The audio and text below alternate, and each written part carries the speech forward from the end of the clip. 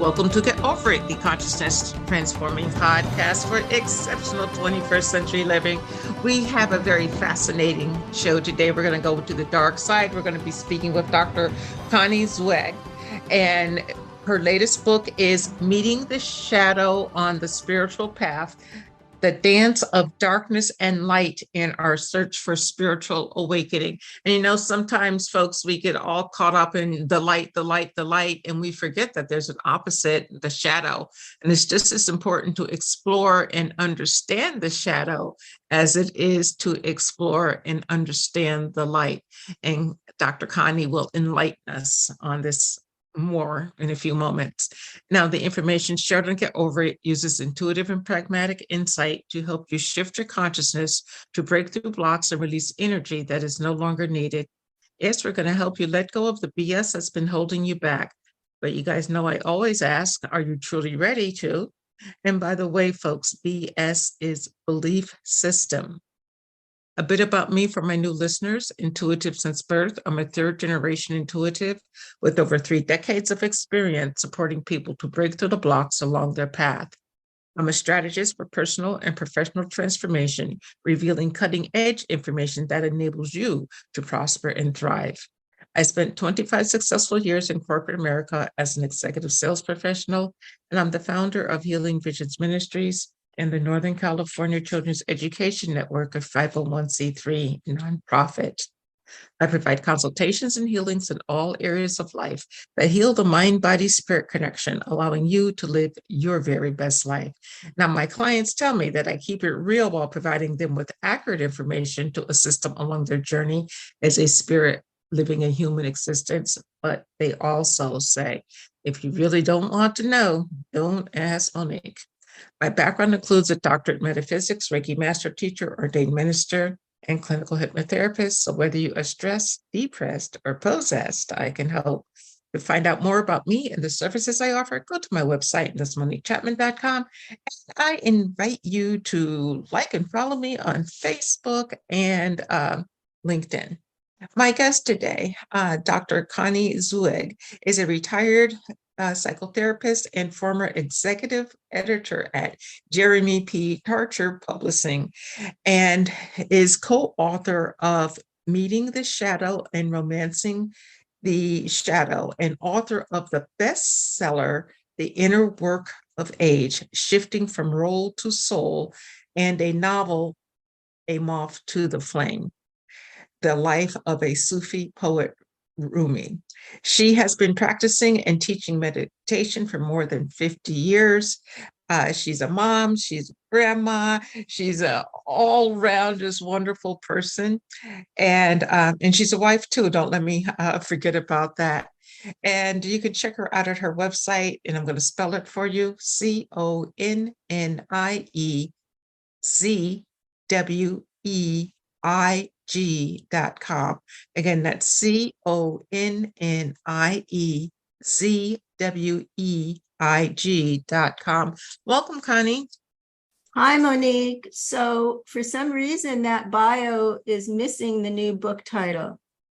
Oh, what's your new book title? So what we're here to talk about is Meeting the Shadow on the Spiritual Path. And that just came out a couple of months ago.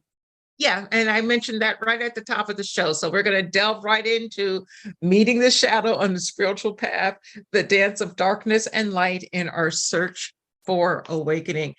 Such a great title, and you do a lot of work with this shadow side. So I applaud you for that, because so many are focused on the light.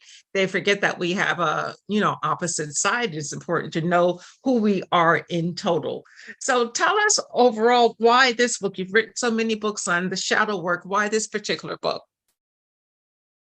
Well, I started meditation at 19 when I was very young, and became enthralled with sitting practice and my longing for the divine, my longing for connection with the transcendent, or what we now call non-duality.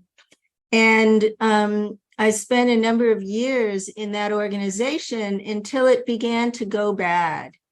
And what was kind of an open system became very hierarchical. People began to lie and compete for practices. Money became more and more of an issue. And so I left that group, and that experience really stayed with me.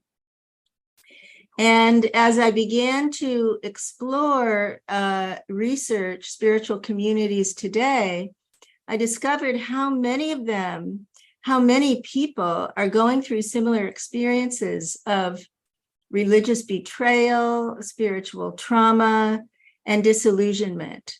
Whatever the denomination, whether in a Christian church or a Jewish synagogue, with a Swami or a Roshi or a yoga teacher or a Lama, Tibetan Lama, there are a lot of scandalous allegations about charismatic teachers acting out, and spiritual communities becoming coercive and cult-like. And so I wanted to apply what I've learned from depth psychology about how our unconscious minds work, how the shadow operates. I wanted to apply that to our spiritual lives.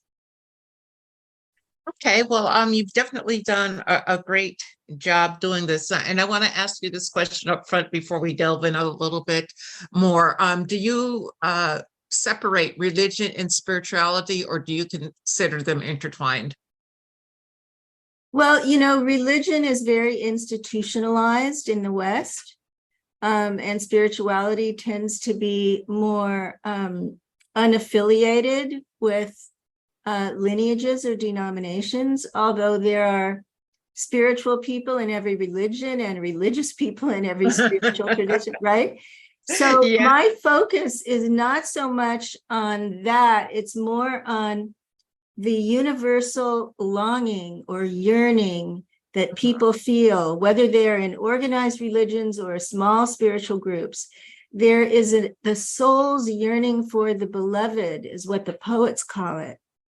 And that longing is what brings us to clergy or gurus in order to feel a connection to the divine and find practices that work for us.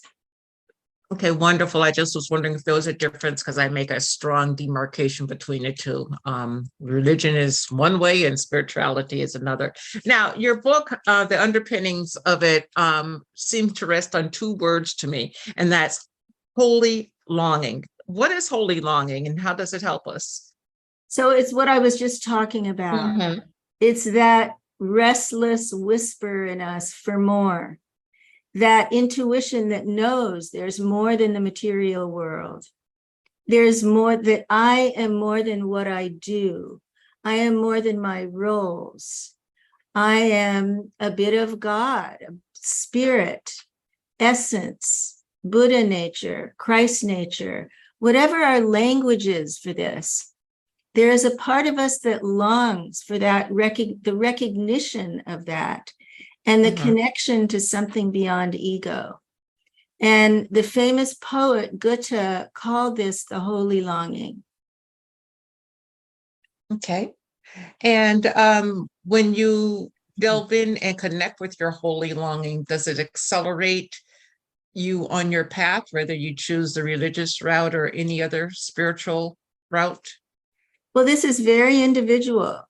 So some people are aware of this yearning for more, and some people are not. but it may be guiding them anyways. So our yearning can bring us to teachers and communities, but it can also lead us astray. So if we are drawn to a charismatic teacher and we believe we can only connect to the divine through that person, and it turns out that that person is human, he has a shadow, or she has unhealed wounds, or maybe authoritarian tendencies, and then begins to act out, let's say, power, sex, or money, then our longing has led us to a place, to a dark night of the soul, to a meeting with the shadow on the spiritual path. It doesn't mean that we're off the path, because most traditions actually include this moment, like dark night of the soul. They have different names for it. So this doesn't mean that we're off the path, but it means that our longing has landed on an inappropriate object that is not treating us with kindness and compassion, even though those may be the words. Okay, could you give us an example of that, please? So in chapter 5 of the book, there are dozens and dozens of examples of teachers in different traditions who are acting out their dark sides, even though they claim to be in advanced stages of awakening or enlightenment. And that was like a paradox that I really tried to understand, and found some very interesting explanations for how this could be happening. So for some examples, people might have heard of Osho, who used to be called Rajneesh, and how, people who followed him to India and then to Oregon had ecstatic experiences. Many of them reported profound spiritual insight. And at the same time, the community really turned dark. There were guns, there were drugs, there was conflict with the police. There is a film about this called Wild, Wild Country that's really worth watching. It's a documentary on Netflix. And what I found is that there is a pattern in all these communities that's the same. So, for example, in a Tibetan Buddhist community in Boulder, Chogyam Trungpa Rinpoche founded the Shambhala community, and Naropa University. Naropa became a famous university there.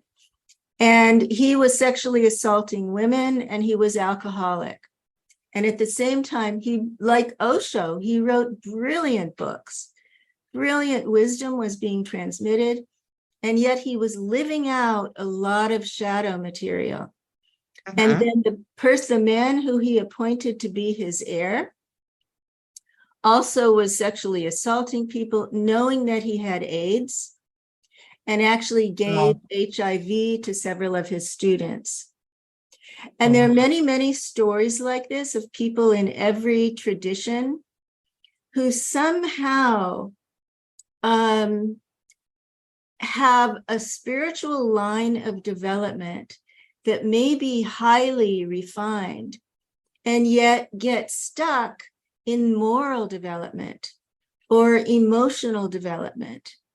And because those are undeveloped, they act out shadow material. They act out the remains of ignorance in their need for power, or their greed for money, or their desire for sex. And some of it is cultural differences, because a lot of them come from other cultures that may be monastic or sexist and patriarchal. And then they come here and, they're faced with these huge cultural differences, and they get lost. And so my question in the book is two-sided. What is going on in the psychology and the unconscious of these teachers? They may be priests and ministers and rabbis also. Or what is going on in the unconscious psychology of the devotees, the believers, the seekers? And how do those two meet?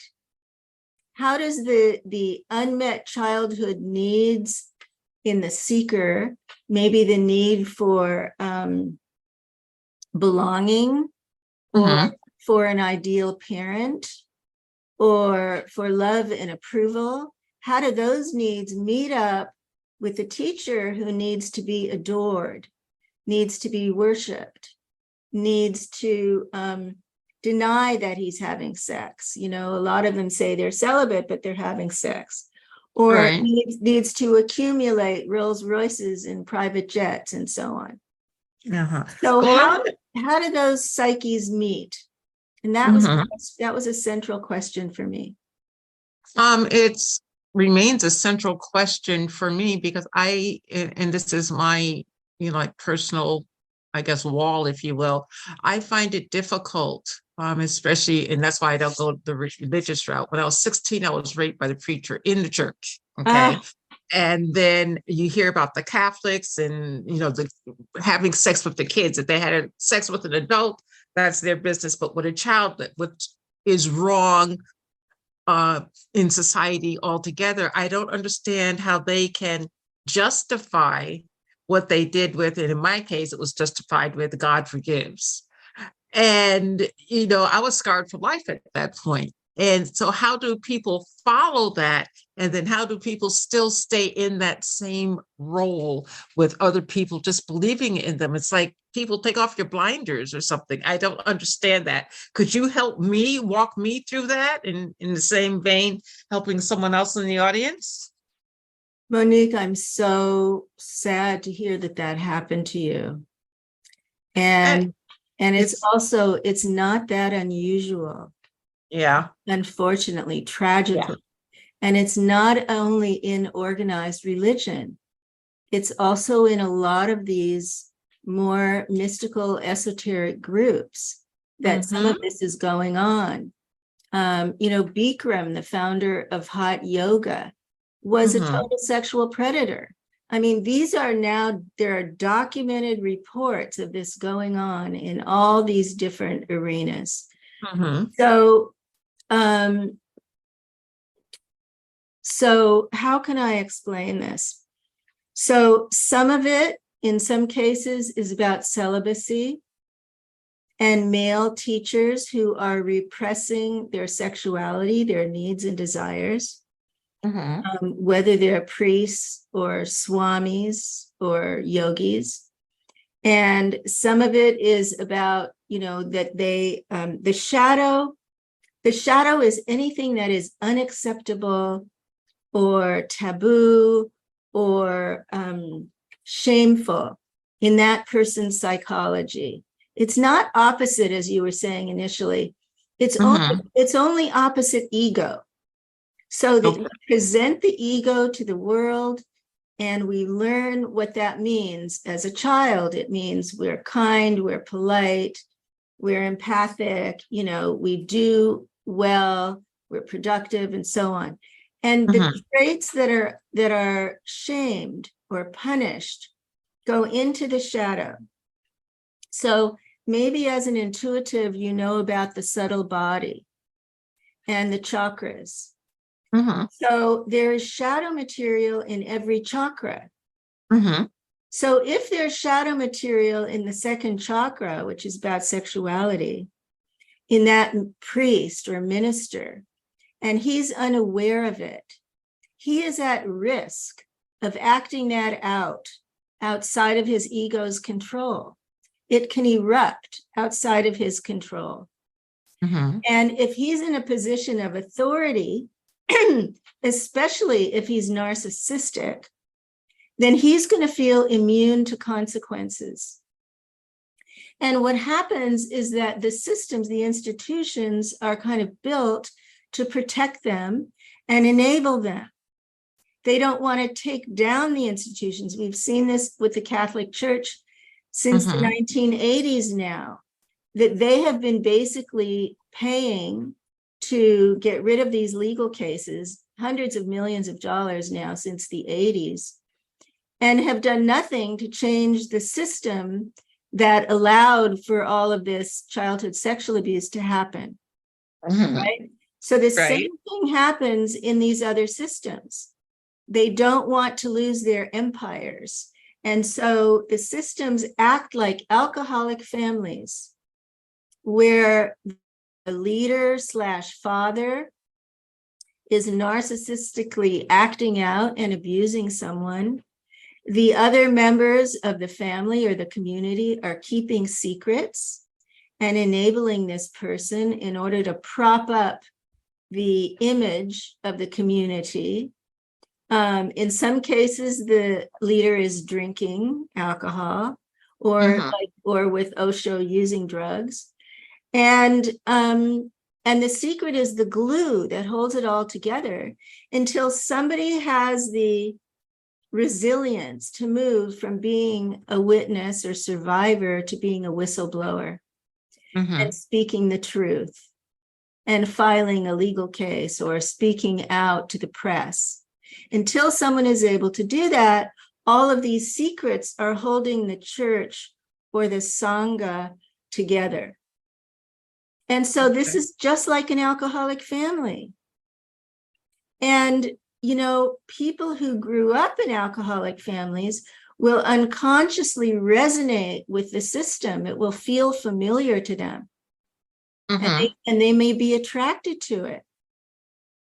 And if they believe that this clergy person is their only intermediary to God or the most enlightened person on the planet, then they're going to obey. They're going to keep silent. They're going to do everything they can to continue to have that special relationship. And I interviewed many, many women who had sex with their clergy or their gurus or their shamans or their roshis for just that reason. They had many rationalizations, you know, it's good for my evolution. I feel special. He'll never hurt me. You know, I feel chosen. And so the question then becomes, what is consent? Can a woman consent in the circumstances when the man holds her spiritual well-being in his power? If he says to her, if you don't do this, your whole family will go to hell, can she consent? Or if you don't do this, you know, you'll have bad reincarnations for lifetimes. Can she really consent? And so this system gets set up where that dynamic is frozen in place, sometimes for years. I just was talking to a woman who had a sexual relationship with Maharishi, who brought TM to the world. For many, many years, he was saying he was celibate to the world, and she was having sex with him for many years. Wow. And she was keeping the secret because she felt chosen and special. She felt chosen, special to reinforce his lie. She felt chosen by him because he told her that she was the only one he was having sex with. Yeah, but he's having sex and he's telling the others, no, he's not. So it's a lie. And he's telling other people to be celibate. So that hypocrisy is poisoning the system. And, you know, when I did this research, it was very disturbing because this is epidemic in spiritual communities, not just religious communities. Oh, yes. In alternative spiritual communities, it's epidemic. And it's not only about sex. I had someone tell me, you know, my guru started out asking for tithing, and then he asked for a portion of our income. And then when our parents died, he wanted the estates. He wanted all the land and the property that was left to us. So there's financial coercion going on as well. And we see some of these teachers enriching themselves when their students are, you know, doing seva or service for pennies. It's just mind-boggling to me how people can be so controlled like that? I mean, where's our objective thinking? I know we've been programmed, as children to a certain degree, but at some point we have the ability to rationalize things for ourselves. And it just seems weird. And I completely agree with you 10,000% about the abuse, if you will, in the spiritual community. I was shocked. I was really shocked. So I guess it's important overall just to be aware of what you're dealing with. I don't have the answer to get around it. Well, Dr. I teach people how to learn shadow awareness, how to Mhm. recognize when you're in denial, when your own shadow is activated, because you're projecting onto this person parts of yourself. You want certainty, you want answers, you want to be told how to live. Then certain material is going into your shadow, like you just mentioned, critical thinking. Mhm. It's being buried. Lots of authentic feelings are being buried in the shadow, like anger and grief, because those are not acceptable in spiritual communities. And our capacity for agency to act on our own behalf is being buried in the shadow because of what I've been talking about, how invested we get in this relationship and in feeling belonging and in fear of being excommunicated and being alone without meaning and purpose. Mhm. And so there is a lot to lose when we leave a community, as I discovered for myself. At the same time, the second half of the book is about spiritual shadow work. How do we reclaim all these lost parts of the self that Mhm. belong to us, that belong in our own treasury, our own spiritual light, our own essence that we've given away to someone else, Mhm. our own independent thinking and authentic feelings, our own bodily instincts, our gut instinct. I had a woman say to me, my body kept telling me it was dangerous, but I wasn't listening.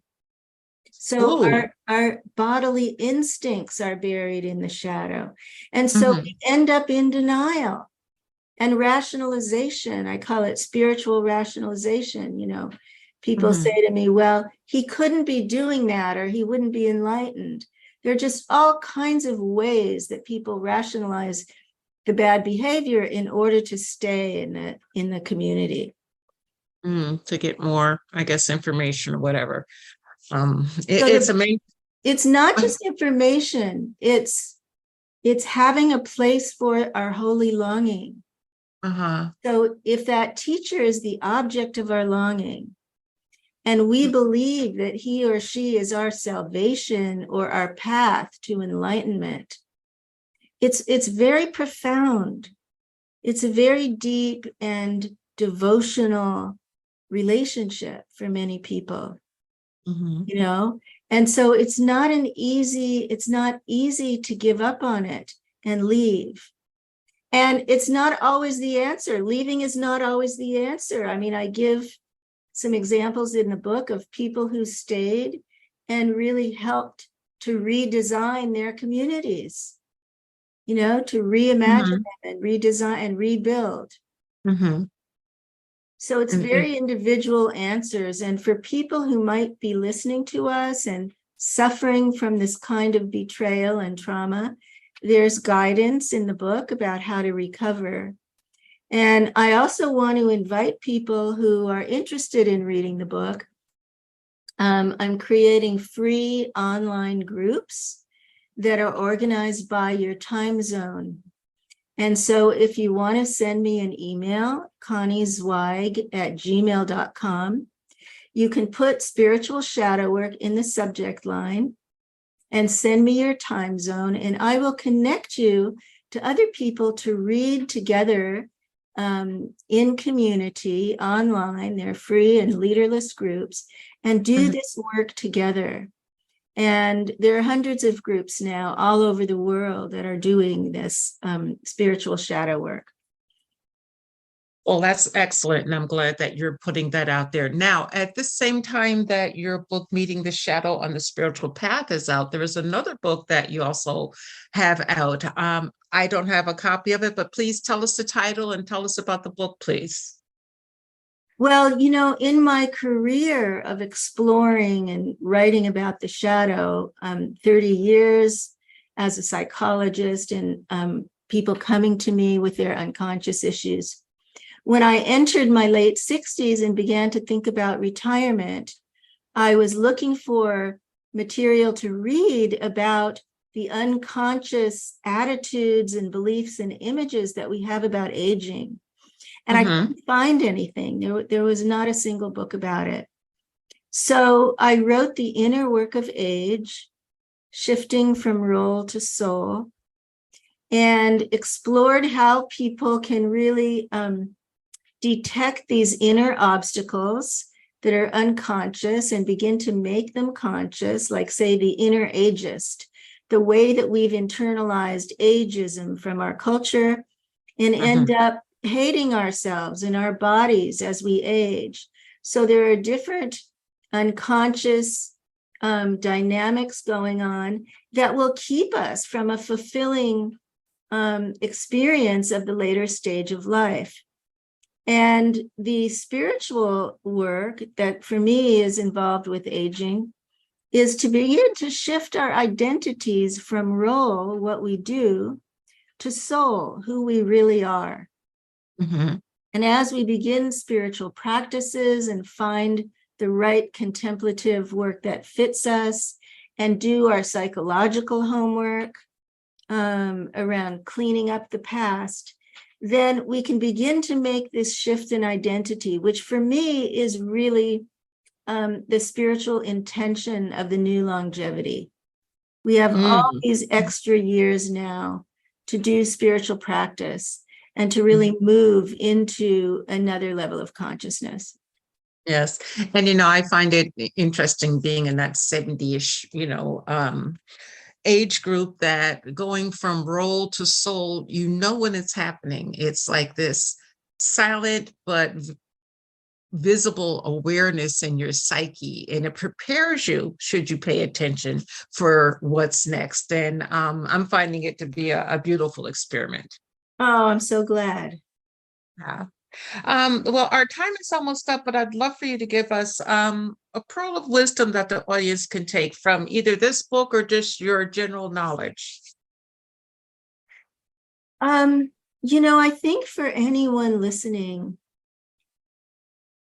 there are resources to help you go deeper in your own self-reflection and your own self-knowledge. And even if you're very busy with work and building a career, or you're an activist in social justice areas, or you're raising a family, whatever your circumstances, you can find some time every day to be self-reflective and to do some inner work and connect with your shadow, connect with the blind spots that are outside of the light of awareness, and see how they're affecting you, whether they're affecting you in your intimate relationship, where you keep having the same fights, or a friendship, or with a child, or an adult child, or a parent, or a grandparent. How is the shadow kind of sabotaging your conscious intentions? And what do you need in order to make an internal shift to live a more conscious life? So that's my invitation, and every one of my books is about that. Romancing the Shadow focuses on relationships, and The Inner Work of Age focuses on midlife and beyond. And Meeting the Shadow on the Spiritual Path focuses on our spiritual relationships. And so if you're interested in reading that last book, as I said, with other people, you can shoot me an email, conniezweig@gmail.com. And please don't forget to give me your time zone, and I will send you to a group to do this work together. All right. Thank you very much. Dr. Connie, we appreciate you joining us today and sharing your insight. Thank you very much. Thank you, Monique, for your time. No problem. And I know the audience appreciates listening, and I appreciate the audience's time and their attention. But everyone, please remember, the most important choice that you can make is what you choose to make important. Consider making the masterful choice of meeting the shadow on the spiritual path. Abundant blessings, light, and love to all. Agape.